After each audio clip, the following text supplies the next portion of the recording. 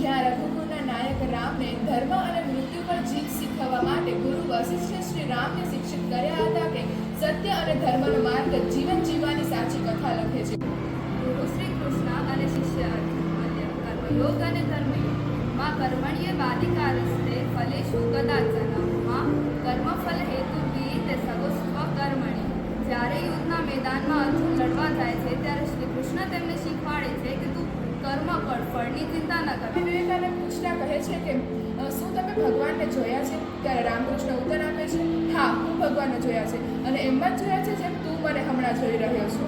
શ્રી કૃષ્ણ મહાન છે. તેમની મહાનતા પાછળનું કારણ તેમના ગુરુદેવ સાંદીપની માનતા હતા કે તે પોતાના ગુરુનું જીવન ત્યારે સફળ થાય છે જ્યારે તે પોતાના જીવનમાં પ્રાપ્ત કરેલું જ્ઞાન પોતાના શિષ્યોને આપે છે. સાંદીપનીએ પોતાના તપસ્યા અને ભક્તિથી પ્રાપ્ત કરેલું ફળ તે પોતાના શિષ્યોને આપે છે. ચંદ્રગુપ્ત અને ચાણક્યની જોડી ભારતના ઇતિહાસમાં એક પ્રમુખ અને પ્રેરણાદાયક સ્થાન ધરાવે છે.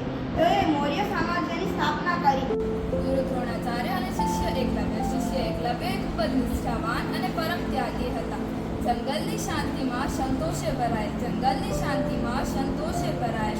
એકલવ્ય તપમાં રમતું મન રાખે. ગુરુ દક્ષિણા વગર નહીં થાય પૂરું જ્ઞાન. મનથી માની લીધો દ્રોણને તે પ્રાણ, મનથી માની લીધો દ્રોણને તે પ્રાણ. તમે મારા ગુરુ છો એમ માની લો.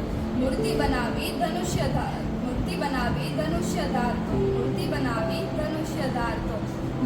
સપનામાં પણ ગુરુને નમન કરતો. આવી એક દી દ્રોણાચાર્ય સામે કેમ ધનુર્વિદ્યા આવી પુત્ર એમ પૂછે.